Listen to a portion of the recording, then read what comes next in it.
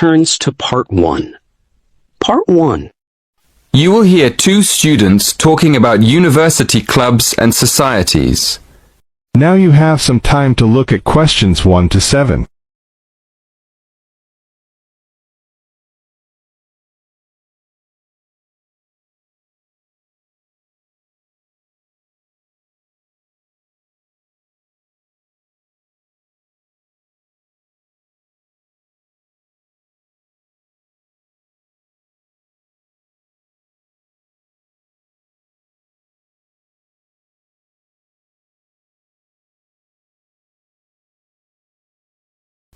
Listen carefully and answer questions 1 to 7.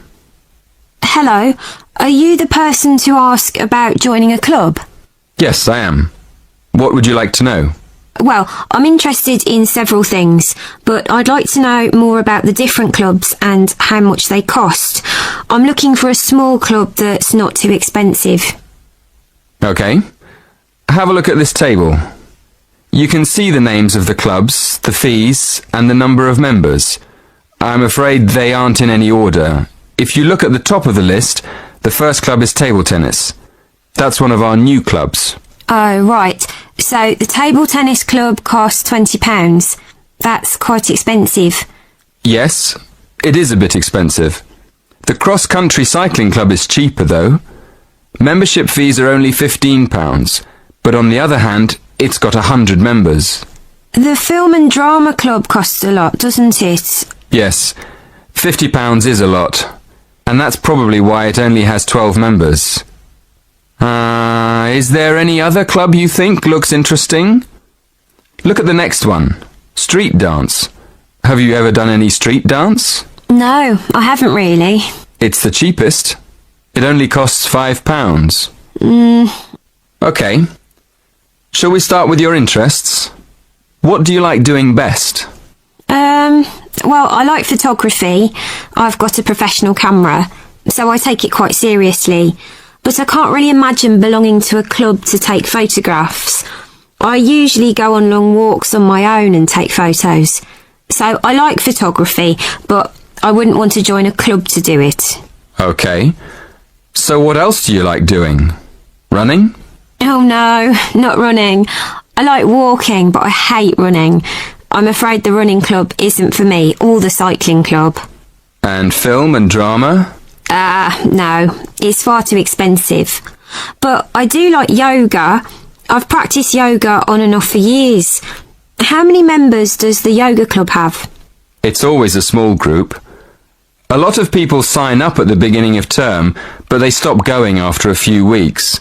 So they're left with a few regular members every year. That sounds good. I think I'd like to join the yoga club. And what about the contemporary dance club? Is it expensive? Contemporary dance? No. It's not expensive. £10 for the term. Do you like dance? Well, I've never tried contemporary dance, but I do like jazz and tap dance. How often does the group meet? Before you hear the rest of the conversation, Now you have some time to look at questions 8 to 10.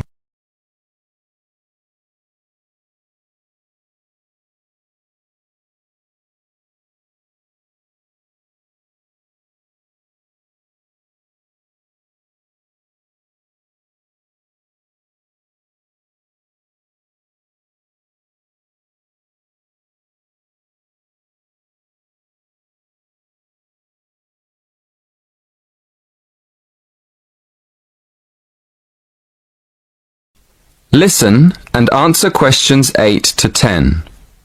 So, can I have your full name, please? Victoria Mandeville. Mandavil? No. Mandeville. Double L-E. Thank you. And how old are you? 19. And your address? 57, Berry Gardens, Atherton Park, Manchester, M46. How do you spell Berry? B-E-R-R-Y? No, it's B-U-R-Y. Right. B-U-R-Y. And do you have a contact number? Yes, My mobile is 07942 573 279. 07942 573 279. Yes, that's right. Is that all? One more thing. Do you have an email address? That is the end of part 1. You now have half a minute to check your answers.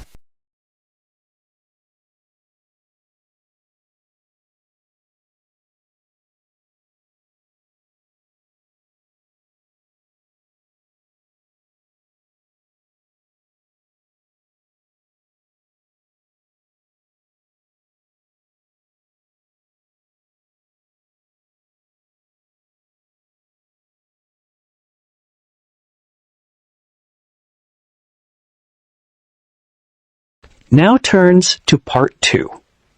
Part 2. You will hear a new student, Stefan, talking to an assistant, Anna, at the student union about his membership. First, you have some time to look at questions 11 to 16.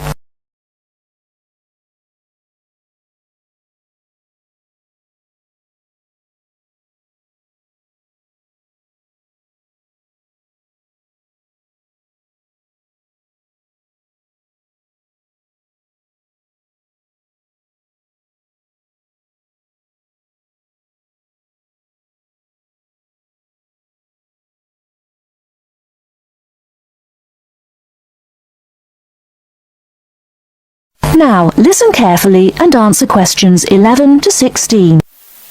Hi, can I help you? Yeah, I hope so. This is the first time I've been down to the union. I'm a new international student, and I just wondered what to do. Oh, right. Well, normally we ask international students to fill out this form, and we put your details on the wall by reception. Then other students can contact you. It's a way for everybody to get to know each other. It can be a bit lonely otherwise. Oh, I see. What's your name?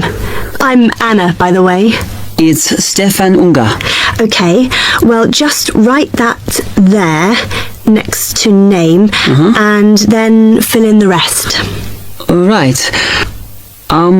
What does it mean, degree program? Oh, just if you are an undergraduate or a postgraduate. Or maybe you're just here for a short course? I'm a postgraduate. Do I need to say what in? Not really. It's too much detail. But you should put your department so people who have the same interests or problems as you can get in touch. So I'm studying marine construction, so for department, do I put down the science faculty then? Just your actual department. That must be engineering, no? Oh, I see, yes. Then if you list what you like doing in your free time, not that we ever get any when we're studying, and maybe you can meet up with someone socially, or to join a club or something. Well, I like lots of things. Shall I just list them? My advice is to just put one or two, like football and films or whatever. Otherwise, you'll get so many invitations, you won't get any time to work. Okay, I think I'll just list computer games, as that's my big interest. Oh. I haven't played football for ages. I may start to play once I get settled. Now, let's see. Next thing is languages. Yes, we find many of the international students get a bit tired of speaking English all the time. Sometimes they like to speak to someone in their own language. It's up to you. That is a good idea. I presume I don't need to put English down. Oh no, I put Italian and French. I can only speak German, my mother tongue. Okay, well that's fine. Just put that. What does accommodation mean? Is that my address? We're trying to find similarities between people, and some people live in hall, some are in flats, some are in bedsits. so it helps if you say. I'm in hall, though I'd like to be in a flat, but that won't happen till the end of the first term. Put where you are now. You can always change it later. Then finally, just put your phone number. I haven't really got one. I haven't sorted out a mobile yet. Well, it's going to be difficult for people to contact you then, isn't it? Why don't you put the Union one and we'll take messages for you? Okay. It's 02950 659 003. Have you got that? Yes. Okay then. Before you hear the rest of the talk, you have some time to look at questions 17 to 20.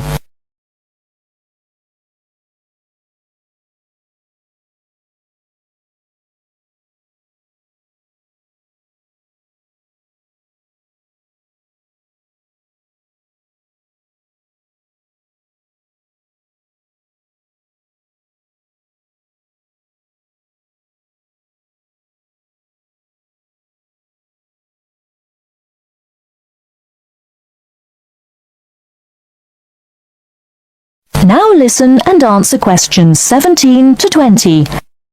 Oh, I had a couple more questions about the services you've got here. It says there's a photocopier here. Yes, you need to get a card from the shop, and then it's available to all students in the mornings. The Union uses it after 1 p.m. Okay. I see also the Union organizes loads of events. Are they always held here in the Union building? It looks big enough. If you're interested in something, you should check the poster or our website. In fact, we normally use the Round Theatre opposite the conference centre for most events because the sound system is better. Right, I'll do that. Also, I wanted to hire a van. Can I do that through you? No. You need to present a case, really. They're not just available for hire to anyone. The president said we have to limit who is allowed to hire them. The person you need to see is the transport secretary. She's on the second floor. Okay, thanks. The other thing is, are all the discounts we get with our Union card listed on the back of the card? I thought there might be more. No, that's it, I'm afraid. Mainly books, clothes and music. Though we are currently negotiating to get one on newspapers, so that should be valid from next term. Okay, thanks a lot for your help. No. That is end of section 2. You now have half a minute to check your answers.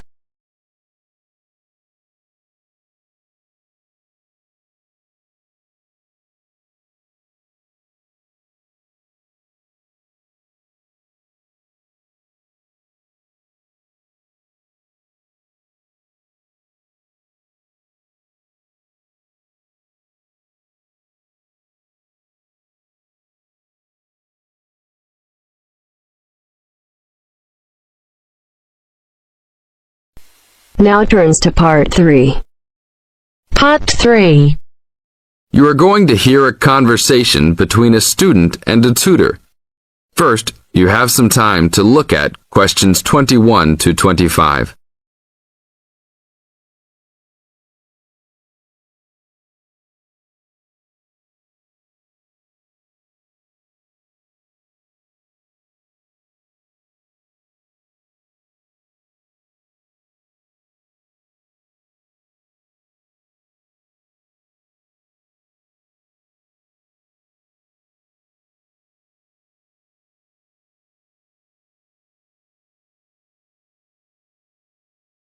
Now listen to the tape and answer questions 21 to 25. Hi, Brad. I was wondering if you have time to answer some of my questions about my upcoming test.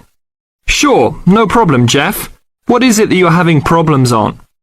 Well, it's for my English final. We have to prepare a 5-minute speech to present in front of the whole class, including the professor, so I'm a little bit worried. Is there any specific topic, or can you do it on whatever you want? It has to have something to do with the origins of English literature. I'm thinking of doing it on Shakespeare, but I bet many other students will have the same idea. That's fine. Don't worry if others are doing the same thing. As long as you do a good job, that's all that counts. A good professor will grade all students fairly. You really think so? I suppose Shakespeare is the most famous author, so it should be fine. Besides, Shakespeare has so many works. You only have to choose a couple of them and talk about those. I guess you're right. Do you have any advice about how to prepare a speech? First, you need to select your topic. Have you done this yet? Yes, I have lots of information on Shakespeare. Good. Next, you should do a research on a specific topic. Do you have a deadline for which to turn in your speech topic? The deadline is next Tuesday. So you should have a detailed outline of what you will say by then. Do not just turn in a piece of paper saying Shakespeare on it. That will not give your professor any ideas to what you will be talking about. Okay, so you think I should write out an outline of my speech? Of course! Writing your speech out in outline form is essential. No one could give a speech from scratch.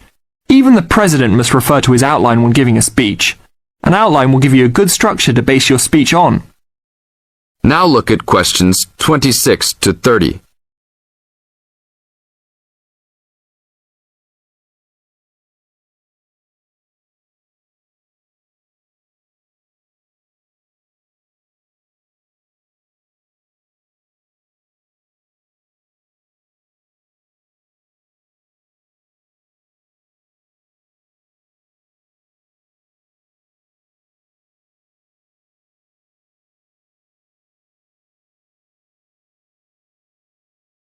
Now listen to the tape and answer questions 26 to 30. That's true. I was thinking that I would do an outline last, after I figured everything out. But I think your idea is better. What should I do after I have an outline prepared? You should then write the speech out, word for word, what you're going to say. This is so you'll have a firm idea of what you will say. It doesn't mean that the speech you will give will be exactly the same, but at least you have a fairly good idea what the final product will be. At this point, I can read it over for you if you want. Really? That would be great. I would appreciate that so much. No problem.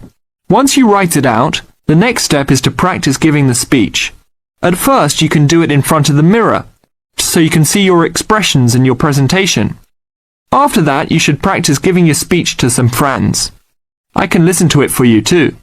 That's a great idea. I really owe you a big favour then. Sure, you can do my Latin homework for me. Just kidding. Seriously, don't worry about it. I can help you with anything you need. So when is the speech due? Well, the speech topic is due next Tuesday. The speech itself will be due next Friday. I can help you any time you want because I have no tests this next week. Besides, I'm an English major and Shakespeare is one of my favourite authors, so helping you out will be no big deal. Thanks so much. Well, I'm going to the library to get started on all this. I'll call you tomorrow. See you tomorrow then. That is the end of part 3. You now have half a minute to check your answers.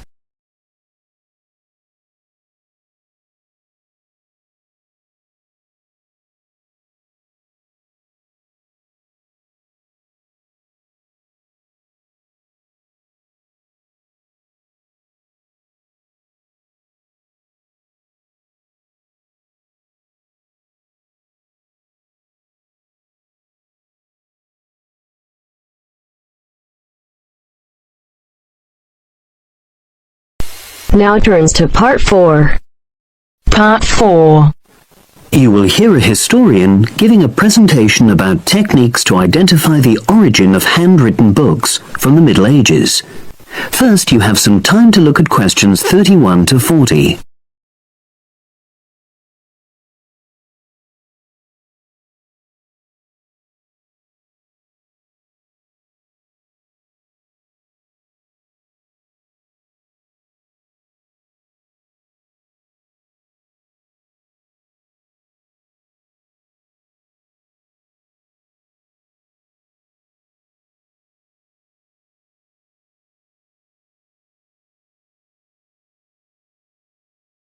Now listen and answer questions 31 to 40.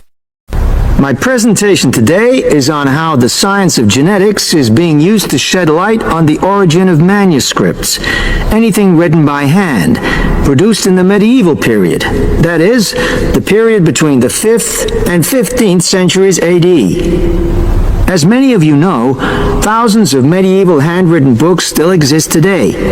Some of them have a clear provenance. That is, we know exactly where and when they were written. But the origin of many manuscripts has been a complete mystery. That is, until 2009, when geneticists started using DNA testing to shed light on their origins. But before looking at the new research, I need to explain something about the way the manuscripts were produced, particularly what they were written on. Virtually all were written on treated animal skins, and there were essentially two types. The first was parchment, which is made of sheepskin. It has the quality of being very white, but also being thin. It has a naturally greasy surface, which meant it was hard to erase writing from it. This made it much sought after for court documents in medieval times. The second type is vellum, which is calfskin. This was most often used for any very high-status documents because it provided the best writing surface, so scribes could achieve lettering of high quality. So, once the animal hides had been chosen, they had to be prepared. Where the right materials were on hand, the skins were put into large barrels or vats of lime, where they were agitated or stirred frequently.